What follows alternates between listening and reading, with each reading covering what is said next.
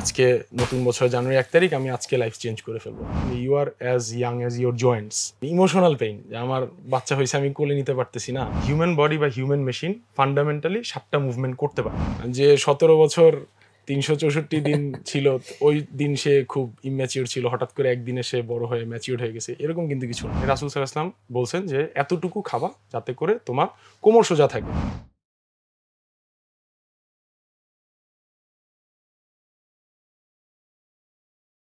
প্রিয় দর্শক, আসসালামু আলাইকুম। স্বাগত জানাচ্ছি গল্পগ্রাফির নতুন পর্বে। আজকে আমাদের সাথে অতিথি হিসাবে উপস্থিত আছেন সাদমান সাকিব ভাইয়া। আসসালামু আলাইকুম ভাইয়া। ওয়ালাইকুম আসসালাম ওয়া রাহমাতুল্লাহ। ভাইয়াকে যদি আমি পরিচয় করিয়ে দিতে চাই, তাহলে একটা টার্ম আমি ইউজ করতে পারি এখন, সেটা হচ্ছে মুভমেন্ট স্পেশালিস্ট। অনেকে হয়তো এই টার্মটা শুনে থাকতে পারেন, অনেকে হয়তো নাও শুনতে পারেন। আজকে আমরা এর আদ্যোপান্ত ভাইয়ার মুখ থেকেই শুনবো। ভাইয়া, মুভমেন্ট স্পেশালিস্টের কাজটা কি স্পেসিফিক্যালি? খুব সহজ করে যদি বলতে যাই, আমরা যারা মুভমেন্ট স্পেশালিস্ট আছি বা যারা মুভমেন্ট নিয়ে কথাবার্তা বলি আর কি, আমরা বিলিভ করি যে human beings are born movers. আমরা হচ্ছে জন্ম হয়েছে মুভমেন্ট করার জন্য।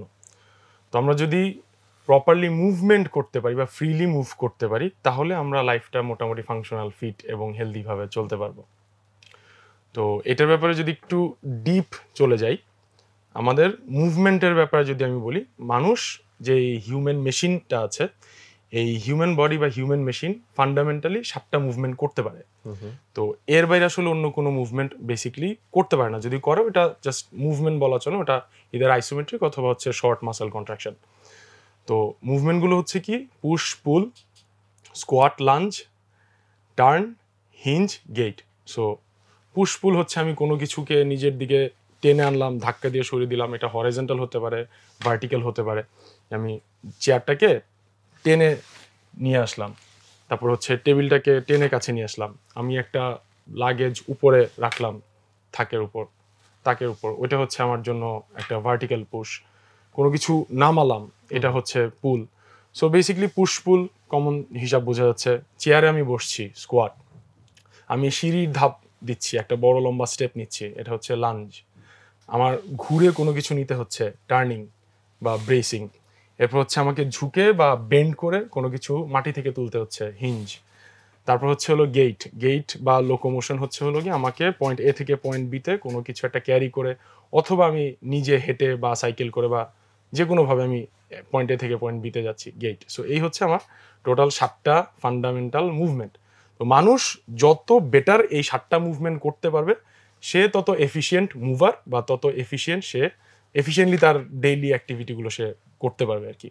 তো এটা হচ্ছে বেসিক কনসেপ্ট অফ মুভমেন্ট।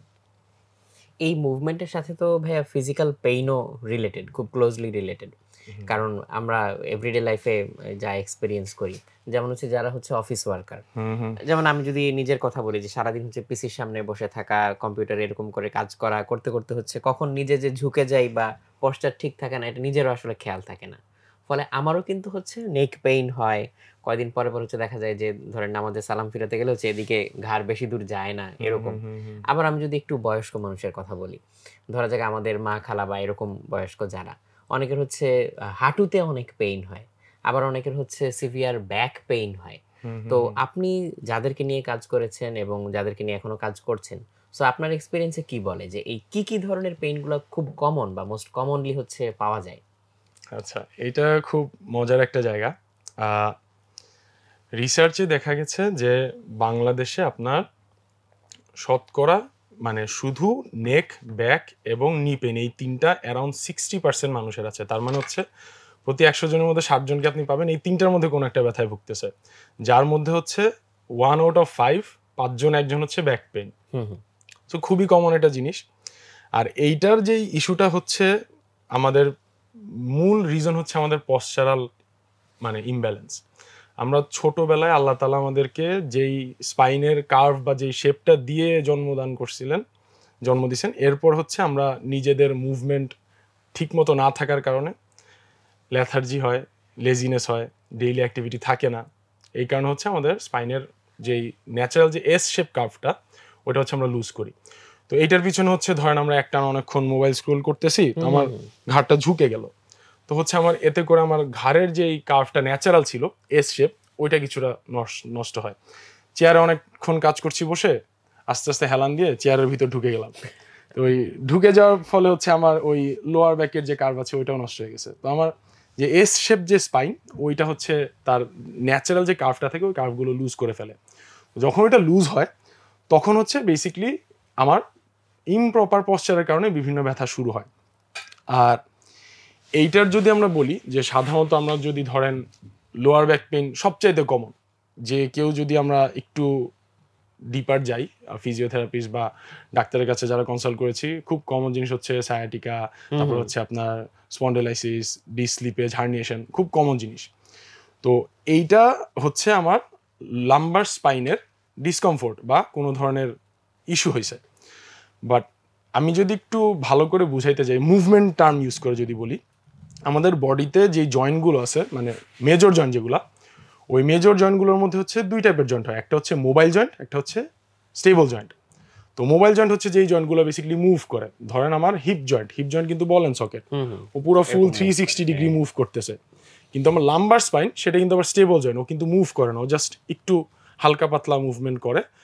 আর যদি আমরা একটু নিচে যাই, নিও কিন্তু ইজ আ স্টেবল জয়েন্ট। এখন নি মুভ ঠিকই করে, বাট এটা হিঞ্জ জয়েন্ট, হচ্ছে ওপেন অ্যান্ড ক্লোজ 360 ডিগ্রি, কিন্তু 360 ডিগ্রি কিন্তু সে মুভ করতেছে না।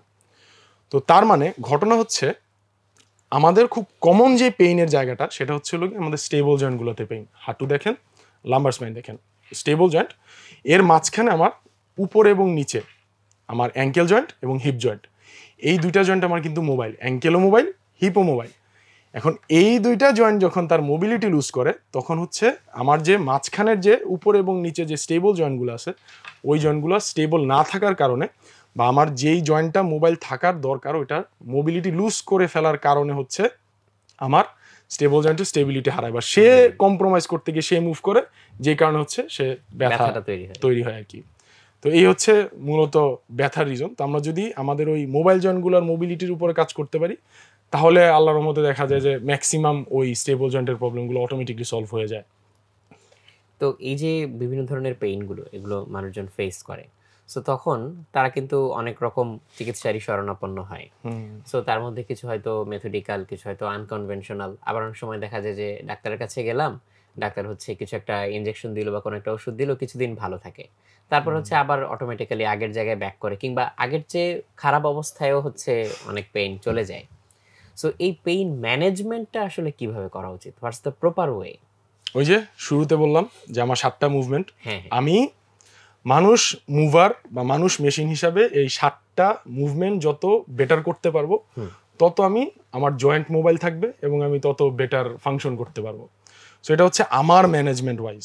এবং বেসিক যে জিনিসপত্রগুলো আছে সেটা হচ্ছে হলো গিয়ে আমার মানে মানুষের সাধারণত হচ্ছে রেকমেন্ডেড মুভমেন্ট বা হচ্ছে রেকমেন্ডেড ডেইলি অ্যাক্টিভিটি হচ্ছে, উইকলি অ্যাক্টিভিটি হচ্ছে 150 minutes, 150 minute of physical activity per week.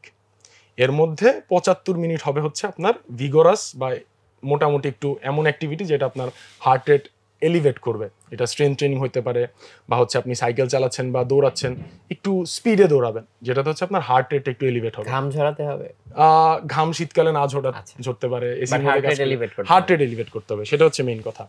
So আমার রেকমেন্ডেড যেই টাইমটা আছে 150 মিনিট উইকলি এবং 75 মিনিট হচ্ছে উইকলি, এইটা যদি আমি মোটামুটি করতে পারি, তাহলে হচ্ছে আল্লাহর রহমতে বলা যায় যে আমরা মোটামুটি আর কি ফিট ফাংশনাল একটা হেলদি লাইফ লিড করতে পারবো।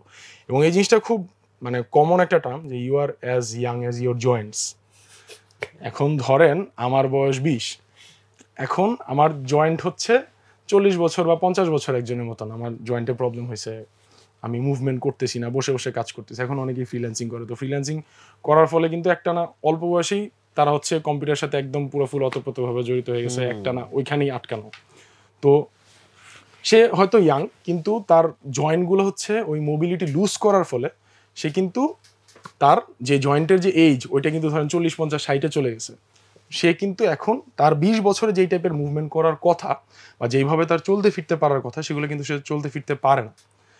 সেই কারণে হচ্ছে তার ডেভেলপ করে পেইন, এবং ওইটার কারণে হচ্ছে সে বেসিকলি তার বডি দেখতে ইয়াং হলো, ওইভাবে যেই তো সাপোর্ট করে না, সে তখন বয়স্ক আর কি। এই পেইন ম্যানেজমেন্টের সাথে এই ফিজিক্যাল মুভমেন্ট এবং এই ধরনের যে এক্সারসাইজ গুলো, এইটা ছাড়াও খাওয়া ঘুমের কি কোনো সম্পর্ক আছে? আচ্ছা, এইটার ব্যাপারে আমি খুব সিম্পল করে একটা জিনিস বলতে চাই। আমরা বিভিন্ন সময় বিভিন্ন খাবার, বিভিন্ন ডায়েট, বিভিন্ন জিনিসপত্রগুলো খুব শুনি আর কি, মানে ট্রেন্ডিং, এক এক সময় এক একটা রিসার্চ আসে, এক এক সময় এক একটা জিনিস খুব ট্রেন্ডিং হয়, ফেমাস হয়, ওই জিনিসগুলো আমরা ফলো করি। বাট আজকে থেকে 1400 বছর আগে কিন্তু রাসূল সাল্লাল্লাহু আলাইহি ওয়াসাল্লাম কিছু জিনিসপত্র বলে গেছেন, এবং এই জিনিসটা আপনার লাইফে এখন যেরকম রেলিভেন্ট, পৃথিবী যদি আরো 50,000 বছর টিকে থাকে, 50,000 বছর পরেও ওই জিনিসটা কিন্তু রেলিভেন্ট। আজকে থেকে 1400 বছর আগেও রেলিভেন্ট ছিল, এখনও রেলিভেন্ট, সামনেও রেলিভেন্ট হবে।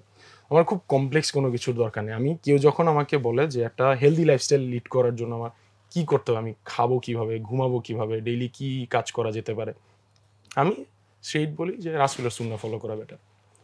কমপ্লেক্স কিছুর দরকার নেই। রাসূল সাল্লাল্লাহু আলাইহি ওয়াসাল্লাম বলছেন যে এতটুকু খাবা যাতে করে তোমার কোমর সোজা থাকে। এখন মানুষ মনে করে এত কম খাইলে আমি তো চলতে পারবো না, আমার নিউট্রিশনাল ডেফিসিয়েন্সি হবে, ম্যাল নিউট্রিশন হবে। আচ্ছা ঠিক আছে, তাহলে ম্যাক্সিমাম যেটা প্রেসক্রাইব করছেন ওইটা করো, যে 3 ভাগের 1 ভাগ খাবার, 1 ভাগ পানি, 1 ভাগ খালি। তো ওইটুকু আমি খাই।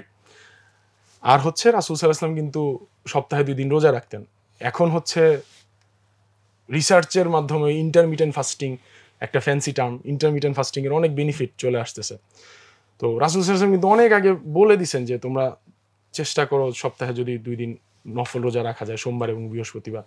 সো যে হচ্ছে এই লাইফস্টাইলগুলো একটু মেনটেন করবে, আমার ধরেন খাবারের সময় হচ্ছে একটু গ্যাপ নিয়ে নিয়ে খাওয়া, ছোট ছোট লোকমা দিয়ে খাওয়া, খাবারের মাঝখানে পানি খাওয়া, শুরুতে পানি খাওয়া, একবারে পানি অনেকগুলো না খেয়ে ফেলা, 3 ঢোকে খাওয়া, এই ছোট ছোট জিনিসগুলো যখন আমরা লাইফে ইমপ্লিমেন্ট করতে থাকবো, তখন কিন্তু আমার মানে অনেক কমপ্লেক্স কিছু করার দরকার নাই। এইটুকের মধ্যে আমার মানে মোটামুটি ইনশাল্লাহ সব কিছু সলভ।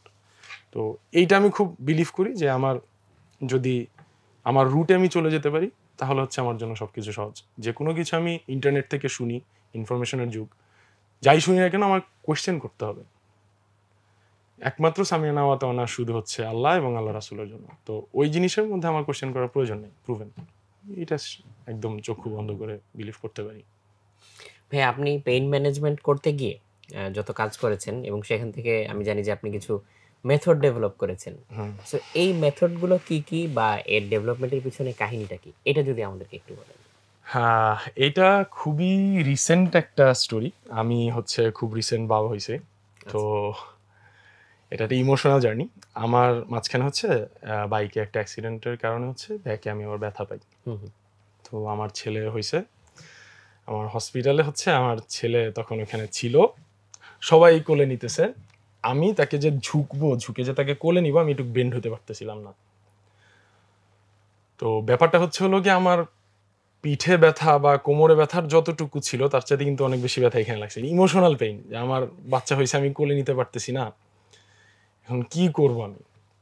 খুব কষ্ট লাগতেছিল। এখন আমি ওরকম টাইমটাও দিতে পারতেছিলাম না যে আমি রেগুলার একটা এক্সারসাইজ করে আমি ঠিক করব। তো ওইখান থেকে আমার মাথা আসলো যে এমন কি করা যেতে পারে যে সিম্পল অল্প 1টা 2টা মুভমেন্ট করে আমি ডেইলি কি কাজ করতে পারি, যেটার মাধ্যমে হচ্ছে আমি এটা থেকে বেরিয়ে আসতে পারবো। ওইখান থেকে হচ্ছে এটা নিয়ে তো আগেও কাজ করা হয়েছে, বাট হচ্ছে আরো আরো কম্প্যাক্ট করে আনা হয়েছে আর কি। তো I have developed a method which is called Brace. So Brace basically হচ্ছে আপনার ব্রিদিং এর থ্রুতে আপনার কোরকে অ্যাক্টিভেট করা আর কি। কোর হচ্ছে বেসিক্যালি লিমলেস বডি, মানে আমার হাত পা ছাড়া যে বডি পার্টটুক, এটাকে কোর বলা হয়। সো এই কোরটা আমি হচ্ছে যখন টাইট করব, কন্ট্রাক্ট করব, ব্রেস করব, তখন হচ্ছে আমার স্পাইনটাকে একটা এক্সট্রা সাপোর্ট দিবে, স্ট্রেংথ ডেভেলপ করবে। ওইটার মাধ্যমে আমি কিছু এক্সারসাইজ শর্ট অল্প করছি, ডেভেলপ করছি, যেটা আমি নিজের লাইফে ইমপ্লিমেন্ট করছি। অ্যান্ড আল্লাহর রহমতে আমার ছেলে এখন বয়স হচ্ছে 3 মাসের কিছু কম, কিন্তু মানে বলতে পারেন আমি আমার ছেলের স্পয়েল করে ফেলছি। এখন আল্লাহর রহমতে হচ্ছে ও রাতে ঘুমায় না। আমার হচ্ছে আধা ঘন্টা ওকে কোলে নিয়ে হাঁটতে হবে। আমি যদি বসি কান্না শুরু করবে, ওকে নিয়ে হাঁটবো, তারপরে হচ্ছে সে ঘুমাবে। স্পয়েল করছি, বাট আমি হ্যাপি। ভাল লাগে আর কি। তো ভাইয়া, এখন যারা হচ্ছে বিভিন্ন রকম পেইনে ভুগছে বা এই পেইনগুলো নিয়ে হচ্ছে বিভিন্ন রকম সমস্যা ফেস করছে, যেমন অনেকে হয়তো ডেইলি অ্যাক্টিভিটি ঠিকমতো করতে পারছে না, অনেকে হয়তো তার বিভিন্ন রকম কাজকর্মে পিছিয়ে যাচ্ছে, সমস্যা হচ্ছে।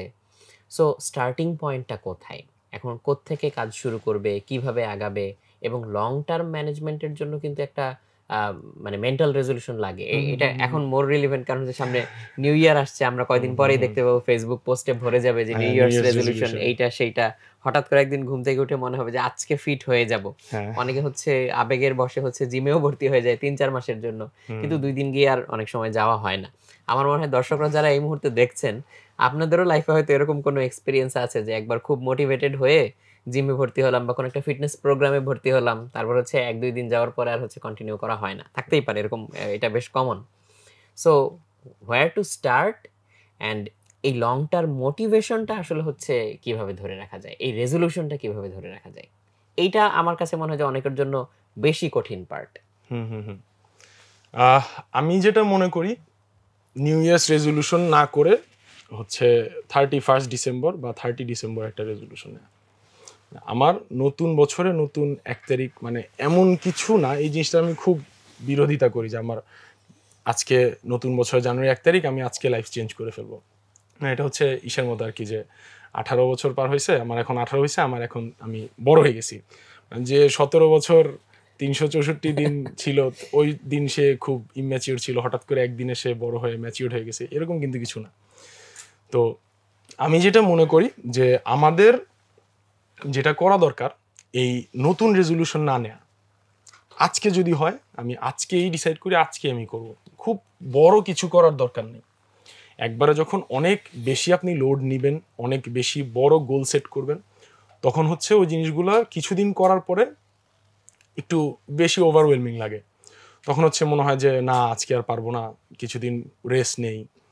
তো এই জিনিসটা না করে আমরা চেষ্টা করি যে ডেইলি ছোট ছোট কি কি কাজ করতে পারি। সিম্পল যদি বলি যে আমি হচ্ছে ডেইলি অ্যাক্টিভিটির জন্য, আচ্ছা একদম সহজ আমার পক্ষে কি করা সম্ভব, আমার বাসা 8 তলায়, তো 8 তলায় যদি আমার বাসা হয় আমি লিফট নিব না, আমি সিঁড়ি দিয়ে ওঠা শুরু করবো। এইটা আমার নিউ ইয়ার্স রেজলিউশন, আমি এটা 1 মাস কন্টিনিউ করি। আর কিছু করার দরকার নেই, আমার কমপ্লেক্স কোনো কিছুর দরকার নেই। আচ্ছা আমি খাবারের ব্যাপারে যদি বলি, তাহলে হচ্ছে আমি এইটুক চিন্তা করি যে আমি খাবার যখন খাবো, খাবারের আগে একটু পানি খেয়ে নিব, খাবারের মাঝখানে পানি খাবো, শেষে পানি খাবো না। এইটুক আমি জাস্ট অল্প ছোট এই জিনিসটুকু আমি হচ্ছে অ্যাপ্লাই করবো আমার লাইফে। তো এইটা আমি ফলো করি, আপাতত এইটুকুই এনাফ। আমি এই জিনিসটা 1 মাস স্ট্রিক্টলি কন্টিনিউ করি, এবং মোটিভেশন যেন ধরে রাখতে পারি এটার জন্য হচ্ছে আমি একটা অ্যাকাউন্টেবিলিটির একটা সিস্টেম ডেভেলপ করে ফেলা ভালো।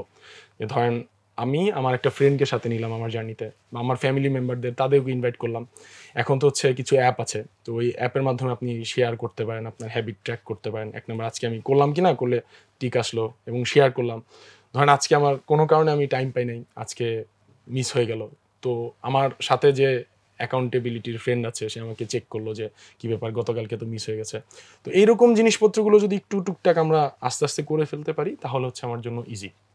তো অনেক বড় যখন আমি গোল সেট করব, সেটা খুবই স্বাভাবিক, কিছুদিন যাওয়ার পরে ওইটা আর কন্টিনিউ হবে না। অ্যান্ড 2023 সালের জানুয়ারির 1 তারিখে যা হয়েছে, 2022 সালের জানুয়ারির 1 তারিখে যা হয়েছে, এই 24-এর জানুয়ারির 1 তারিখে আমার মনে হয় তাই হবে। আপনার কথা থেকে ভাই 2টা পয়েন্ট মাথায় আসলো। একটা হচ্ছে টুমরো নেভার কামস, যে কালকে করব, ওই কালকে তো আর আসে না, দিনটা পার হয়ে যায়, তখন হচ্ছে কালকে কালকের জায়গায় চলে যায়, সেটা আবার আজকে। এইটা একটা জিনিস। আর একটা হচ্ছে ওই যে একটা কথা আছে যে the journey of 1000 mile start with a single step, যে আমাকে ছোট ছোট স্টেপে আসলে আগাইতে হবে। একবারে আমি যদি খুব বড় কিছু করে ফেলতে চাই, বড় চেঞ্জ আনতে চাই, এটা অনেক সময় করা সম্ভব হয়ে ওঠে না। ভাই, আপনার ক্লায়েন্টরা যখন আপনার কাছ থেকে হচ্ছে এই জিনিসগুলো জানে বা তারা হচ্ছে এই সার্ভিসগুলো পায়, তারপর হচ্ছে যখন পেইন রিলিভ হয় বা একটা বেটার পজিশনে যায়, নিশ্চয়ই আপনাকে অনেকে রিচ আউট করে। সো ওই এক্সপেরিয়েন্সটা কেমন, যদি আমাদের সাথে একটু শেয়ার করেন। এইটা তো ডেফিনেটলি খুব ভালো একটা ফিলিং। মানুষজন হচ্ছে ব্যথা যখন থাকে অনেকেই কিন্তু অনেক কাজ করতে পারে না। আমার সাথে এমন মানুষও পরিচয় হয়েছেন যারা হচ্ছে বসে সেজদায় গিয়ে নামাজ পড়তে পারতেন না, অনেক দিন হয়ে গেছে। ডাক্তার বলে দিছে যে চেয়ারে বসে নামাজ পড়তে। এখন ডাক্তাররা ওনাদের জায়গায় ঠিক, কারণ ডাক্তাররা তো সবসময় কনস্ট্যান্ট ওনার সাথে কানেক্টেড থাকতে পারবে না। একটা সেফটি মেজার দিয়ে দেওয়া হয় যে আপনি বসে নামাজটা পড়েন। তো সেফ থাকা ভালো, কিন্তু আমি যখন বসে নামাজ পড়তেছি, আমি চেষ্টা করতেছি না ডেভেলপমেন্ট করার জন্য, এটা কিন্তু একটা লুপের মতো হয়ে যায়। আমি মুভমেন্ট না করার কারণে হচ্ছে ব্যথা বাড়তেছে, আবার ব্যথা বাড়তেছে দেখে আমি মুভমেন্ট করতেছি না। তো এইভাবে কিন্তু আস্তে আস্তে আস্তে আস্তে আমার সিচুয়েশন কিন্তু ভালো হবে না, আস্তে আস্তে আরো খারাপের দিকে যাবে। তো এরকমও মানুষ আমার সাথে কানেক্টেড হয়েছেন, আল্লাহ দেখা করা দিয়েছেন, আলহামদুলিল্লাহ পরিচয় হয়েছে, কাজ করার সুযোগ হয়েছে একসাথে। সো যারা হচ্ছে যথেষ্ট বয়স, আলহামদুলিল্লাহ 70, 85, তারপর হচ্ছে 60s 50s এরকমও মানুষজন আছে যারা হচ্ছে নামাজ পড়তে পারতেন না সেজদা দিয়ে। তো আলহামদুলিল্লাহ এই মুভমেন্টের উপরে কাজ করার পরে আলহামদুলিল্লাহ ওনারা সেজদা দিয়ে নামাজ পড়তে পারতেছেন। যারা হচ্ছে এই জিনিসটা খুব ফিল করে, আমরা তো আল্লাহর বান্দা, তো আমাদের মাথাটা আল্লাহর কাছে নত করা, এইটাই হচ্ছে মানে আমাদের ইবাদতের মানে একদম হায়েস্ট, যে আমি হচ্ছে আমার মাথাকে নত করতে পারলাম আল্লাহর সামনে। তো এইটা যদি আমি করতে না পারি, আমার মনে কিন্তু ভিতরে একটা মানে নামাজ পড়ছি কিন্তু মানে ওই স্যাটিসফ্যাকশনটা কোথায় যেন মিসিং থাকে। যখন এই জিনিসটা করতে পারে আলহামদুলিল্লাহ, অনেকেই মানে আল্লাহর রহমতে আমাদের সাথে এই মুভমেন্টের উপর কাজ করার পরে আলহামদুলিল্লাহ অনেকেই রিকভার করতে পারছেন। কষ্ট হয়, 2 মাস 3 মাস সময় নেয়, কিন্তু আলহামদুলিল্লাহ অনেকেই আবার বসে রেগুলারলি সেজদা দিয়ে নামাজ পড়তে পারতেছেন আলহামদুলিল্লাহ। সো এই জিনিসগুলো যখন শুনি খুব ভালো লাগে আর কি।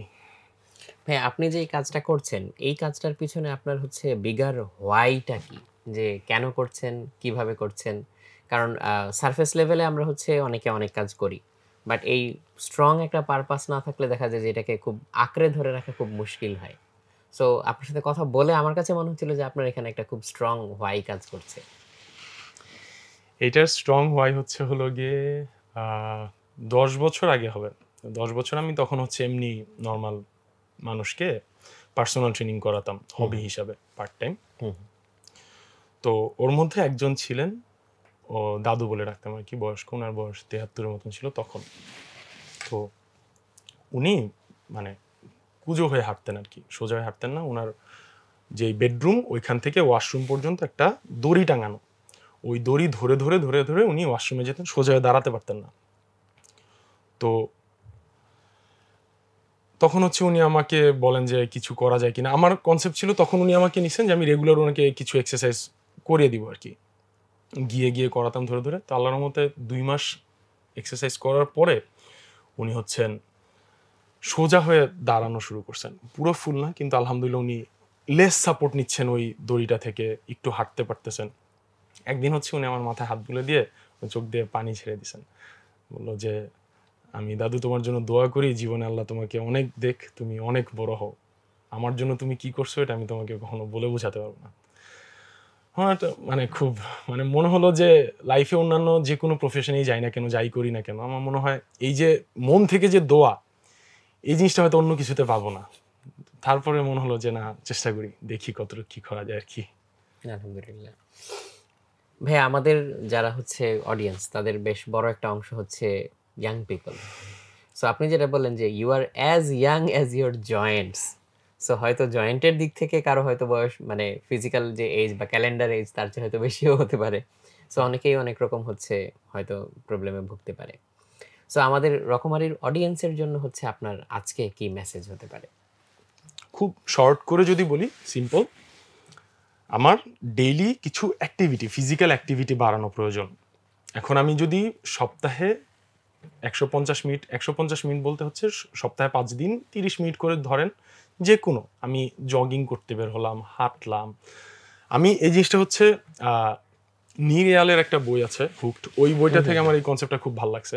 বেসিক্যালি উনি যেটা বলছিলেন, মিয়া মানে মিনিমাম এনজয়েবল অ্যাক্টিভিটি।